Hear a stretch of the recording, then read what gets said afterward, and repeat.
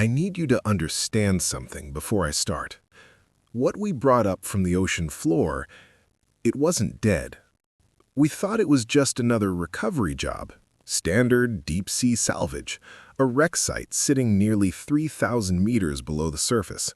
No survivors, no signals, just a cold, silent grave waiting to be cataloged and forgotten.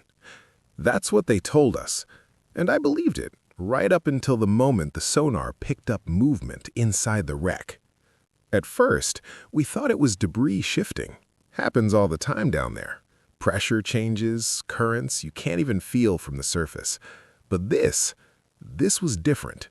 It was rhythmic, like something breathing. I remember sitting in the control room, staring at the monitor while the sonar pulse echoed back. The shape inside the wreck didn't stay still. It shifted slightly, just enough to make everyone go quiet. No one said it out loud, but we all thought the same thing. There shouldn't be anything alive down there. We descended anyway. That's the job. You don't question the contract. You don't question the coordinates. You go down, you recover what you're told, and you come back up. Simple. Except nothing about that dive was simple. The deeper we went, the darker it became. Not just visually. I mean, the atmosphere itself felt wrong. Heavy, like the ocean was pressing in harder than usual. Even the pilot noticed it. He kept adjusting the ballast, muttering under his breath, said the pressure readings were fluctuating in ways they shouldn't. We brushed it off. Bad sensors, faulty calibration. That's what we told ourselves.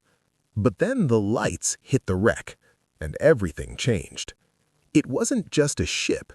It looked older than it should have been. The structure was warped, almost organic in places.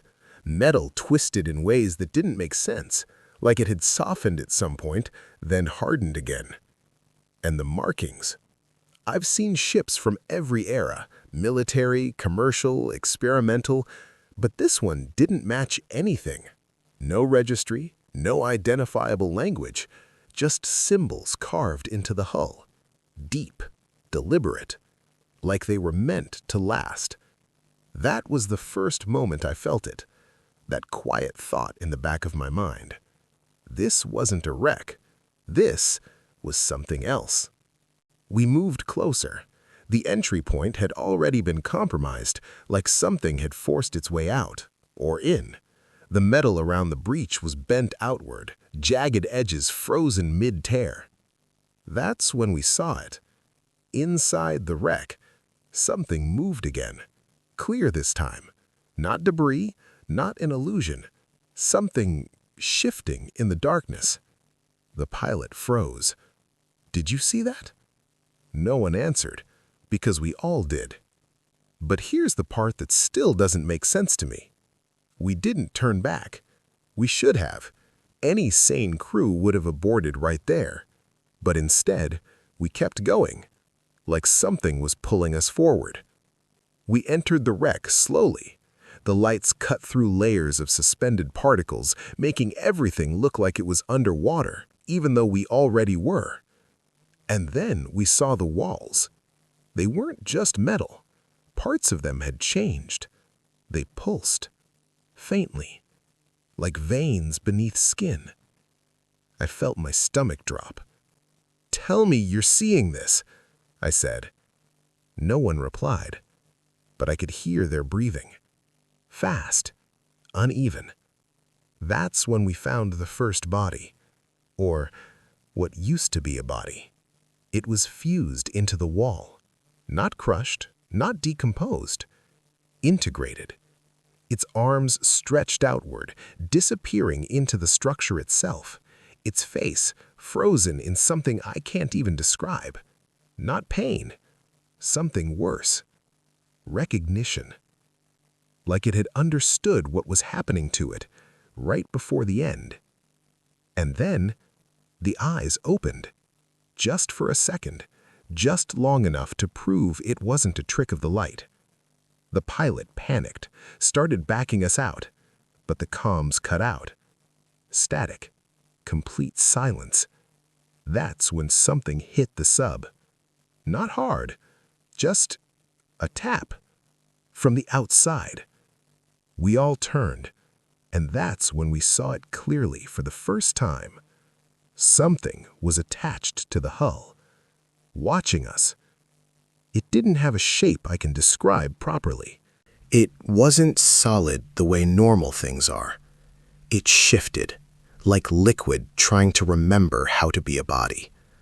And it was looking at us.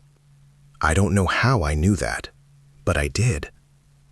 And then it started moving along the glass, slowly, deliberately, like it was inspecting us. And right before the lights flickered, I swear, it smiled. We should have left right there. No debate, no hesitation. Just ascend and never come back. But that's not what happened. Instead, the pilot whispered something that still doesn't sit right with me. It wants us to take it. Not it's attacking, not it's dangerous. It wants us to take it. And somehow, no one argued. The thing slid off the glass, disappeared into the darkness, and for a moment, everything went quiet again. Too quiet. Then the systems came back online, comms restored, lights stabilized, like nothing had happened. Control from the surface checked in immediately, asked for status. The pilot hesitated, just for a second. Then he said something I'll never forget. We've located the object. Object. Not creature. Not anomaly. Object. Like he already knew what they wanted. We moved deeper into the wreck, past more walls that didn't look like walls anymore, past shapes that might have been people once. And then, we found it. At the center of the structure, suspended, floating without support. A mass. Black, but not completely. It absorbed light in a way that made it hard to focus on, like your eyes couldn't fully process it. And inside it, movement. Constant. Slow. Like something forming and unforming, over and over again. That's it, the pilot said. That's what we're here for. No one asked how he knew, because deep down, we all felt it. This was the reason the wreck existed, not the other way around. We deployed the recovery arm, and the moment it touched the mass, everything changed. The temperature inside the sub dropped instantly. Our breath fogged the glass, and the screen started glitching. Not random static. Patterns. Repeating. Symbols. The same symbols carved into the hull. Only now, they were moving, rearranging themselves, like a language trying to be understood. Then the voices started. Not through the comms, not through speakers. Inside our heads, whispers, overlapping, hundreds of them, all saying the same thing. Open. One of the crew members screamed, clutched his head, said he could see something. Said it was showing him what was inside it. And then he stopped moving, just froze. Eyes wide, mouth slightly open, like he was listening. We tried to pull him back, but he didn't respond. And then his skin started to change. Dark lines spreading beneath it, branching, growing, exactly like the walls of the wreck. That's when I realized the truth. The wreck wasn't a ship. It was a container. And we had just opened it. The pilot didn't stop. He secured the mass, locked it into the containment unit, even as one of our crew was transforming right in front of us. Even as the whispers got louder, more urgent, open, we ascended. Fast. Too fast. The pressure alarms went off, but no one cared anymore. We just needed to get away from that place, from that thing, from those voices. But here's the part that keeps me awake. The voices didn't stop when we left the wreck. They followed us, all the way up. When we reached the surface, the recovery team was already waiting. They took the container immediately. No questions, no hesitation, like they had done this before. We tried to warn them, tried to explain, but they didn't listen. They just kept saying the same thing.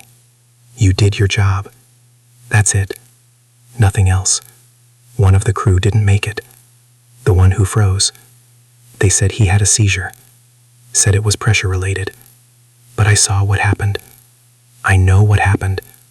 And the worst part? A week later, I got a message. No sender. No number. Just a video file. It was security footage. From wherever they took the container. A lab. Underground. Clean. Controlled.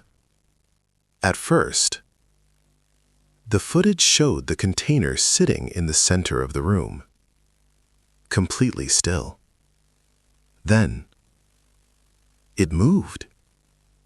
Not physically, but the shadows around it shifted, like it was affecting the light itself. The researchers backed away, confused. Then one of them stepped closer, reached out, and touched the glass. And just like that, everything went dark. When the footage came back, the room was empty. No people, no container, just the walls. And those same markings, carved into every surface. Fresh, deep, deliberate. And right at the center of the room, there was a message. In English, written in something dark, something wet. We are open now. I haven't gone back to work since. I don't go near the ocean anymore. But sometimes, late at night, when everything is quiet, I still hear it. That whisper, clear as if it's right next to me. Open. And I don't think we brought something back with us. I think it came up on its own, and we just helped it.